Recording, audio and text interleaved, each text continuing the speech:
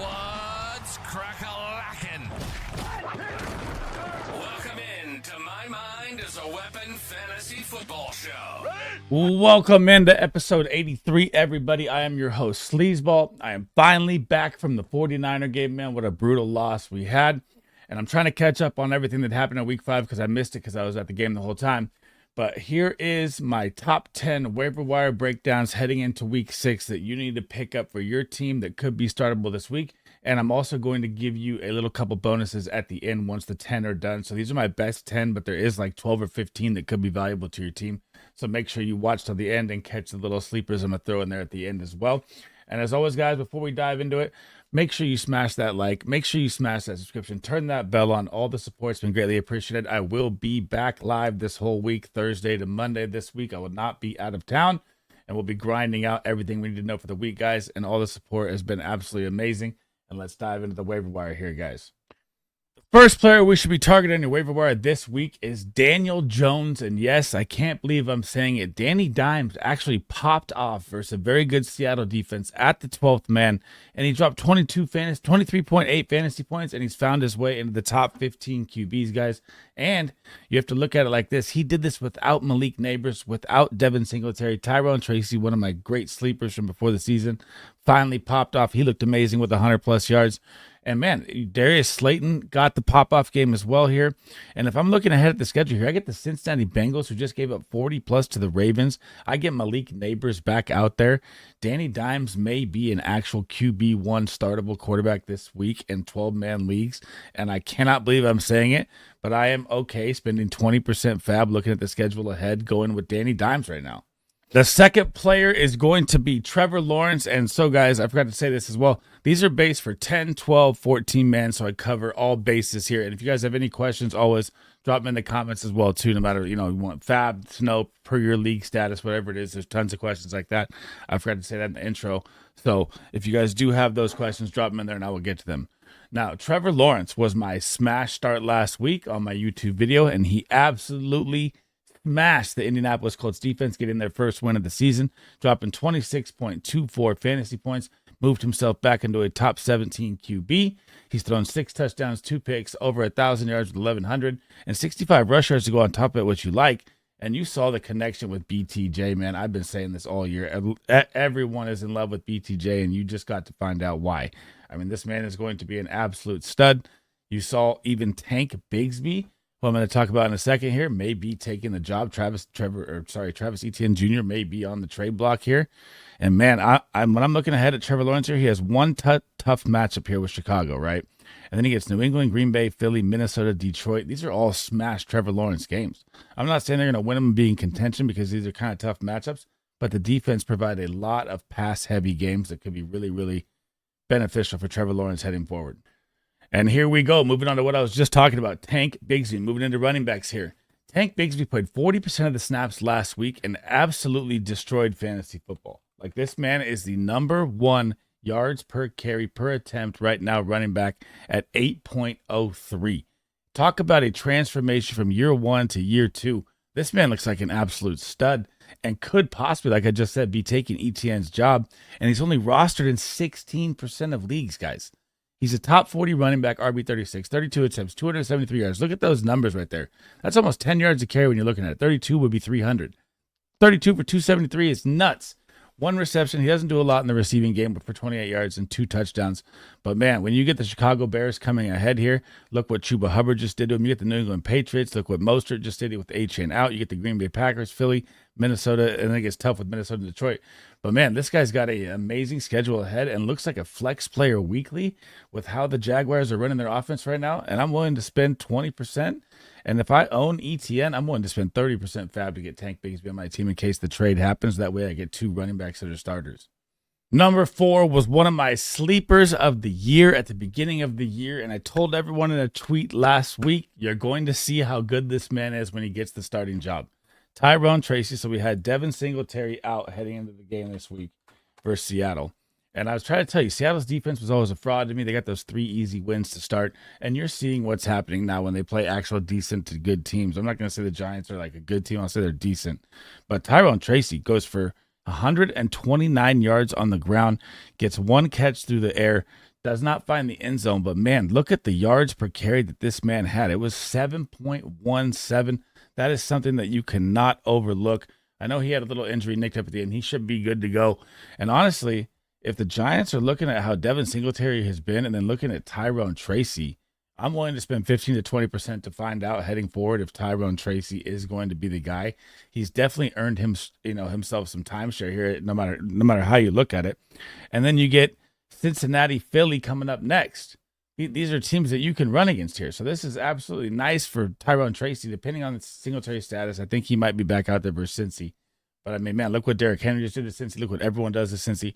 He's definitely earned himself a possible flex play next week, and I love stashing or smashing the pick on Tyrone Tracy, and it's a stash play as well. Number 5, the inevitable Aaron Jones injury happened, but it does come at a good bye time for them because they're heading into their bye week this week. But Ty Chandler, I still want to own no matter what.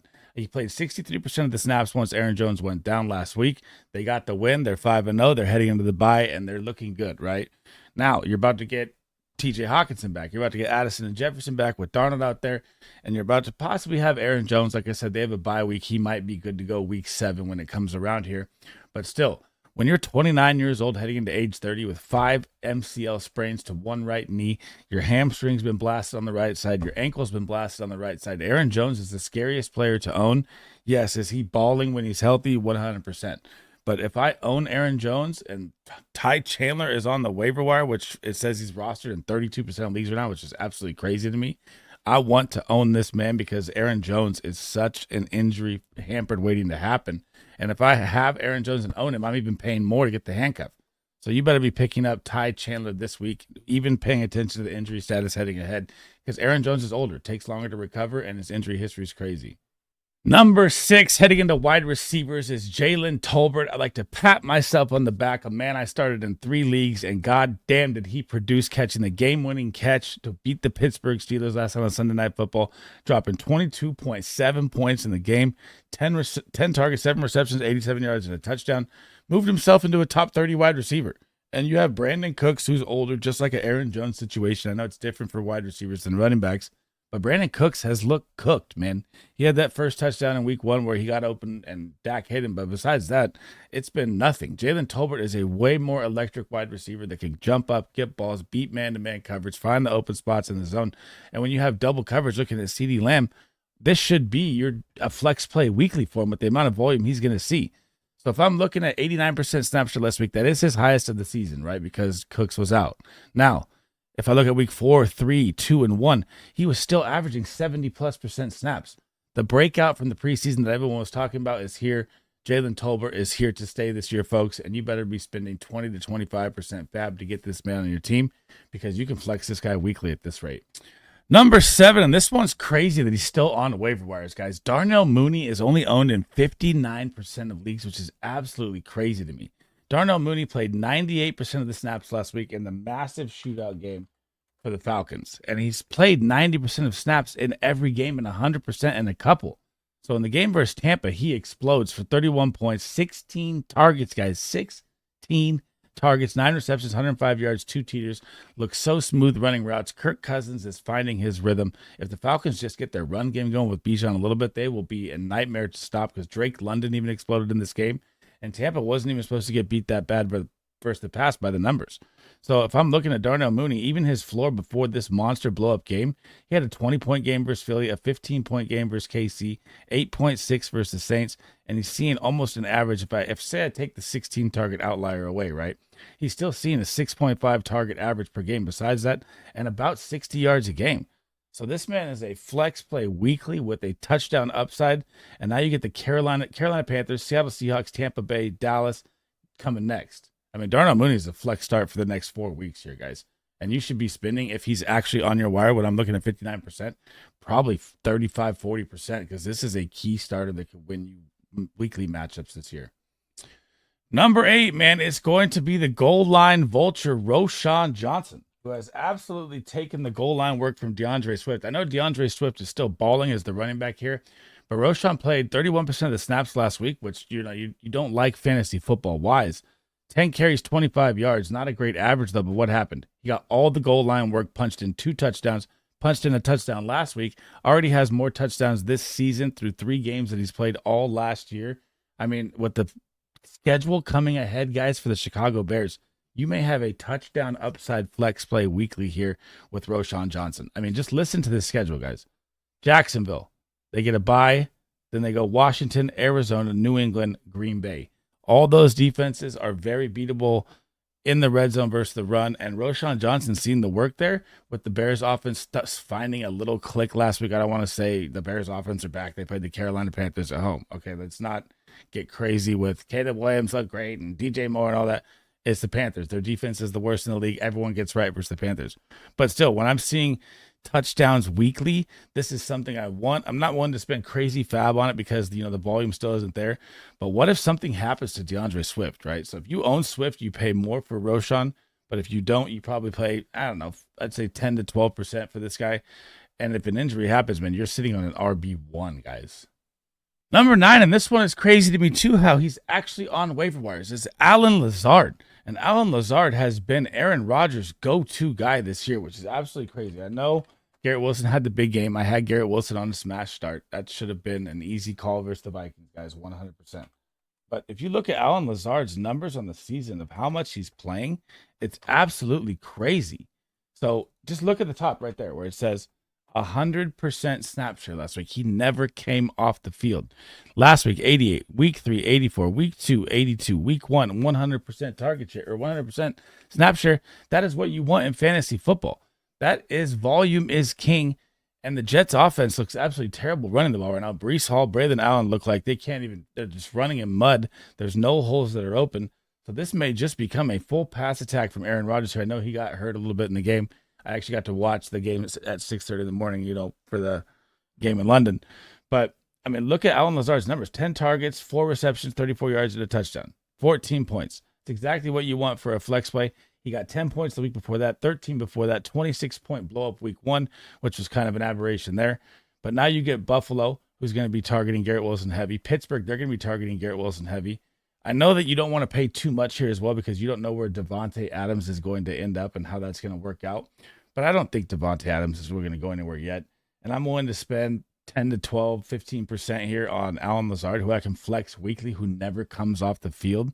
And if Davante Adams doesn't show up there, you're sitting with the number 2 wide receiver for the rest of the season because I don't see Mike Williams taking this guy's job. His connection with Aaron Rodgers is too good right now. Last but definitely not least, guys, Josh Downs. How is this man only rostered in 38% of fantasy football leagues? Can someone please explain this to me? Josh Downs has now seen an average of back-to-back 17-point fantasy games. Yes, I know it's Joe Flacco. It maybe look different with Anthony Richardson. We don't even know if he's going to be out there for week 6 against Tennessee or not yet either. But look at this. He's had 9 targets, 12 targets, 8 receptions, 9 receptions, 80 yards, 60 yards, 1 touchdown, and he gets the punt return, kick return, double dip as well. Not saying that's huge in fantasy football, but it is depending on your settings. Like if you played Scott Fish or something, that's also big there as well. And this is like the glue guy of their team that keeps their team together. I know that Michael Pittman's going to be the focal point mainly, but look at the targets, man. Michael Pittman has not seen more targets than Josh Downs right now with Joe Flacco out there. And I know it was a shootout game, so the numbers are kind of bolstered with the Jacksonville Jaguars. Tennessee's defense is definitely 100% better than the Jaguars, stingier. But, dude, I'm willing to spend 15 to 20% to go get Josh Downs right now because this man's volume is insanity, even with the limited work. Like, look at the snap share, 61% in both of his last 2 games is his average, and he's averaging 20. So this man is a home run hitter, go-getter, target machine, and I cannot believe he's rostered in 38% of leagues. That should not be happening. He should be an 80% owned player, and you should go get this man this weekend if he's available on your waiver wire. Thanks for rocking with me today, guys. That is the end of episode 83, my waiver wire top 10 pickups heading into week 6. But remember, I said I'd give you a couple more players to think about here as well. So there is Tua Tagovailoa, who has his concussion. He may be available on your wire. It is coming back in week 8. Something to think about there is a stash play there. Kendre Miller will be coming off IR this week. He practiced fully last week. So if you're a Kamara owner or you just want to grab Kendre Miller and stash him on your bench, that's a nice play there as well. Tyler Conklin has seen 6+ targets in 3 straight games. He's a startable tight end. Cade Otton has seen his targets go up massively in the past 3 weeks. He's a startable tight end with how bad the position is. And you have Taysom Hill, who was just hurt last week and possibly dropped. So you could possibly pick him up as well, guys. Now, before I head out, guys, make sure you smash that like. Make sure you smash that subscribe. If you guys have any questions, comments, does not have to pertain to this video.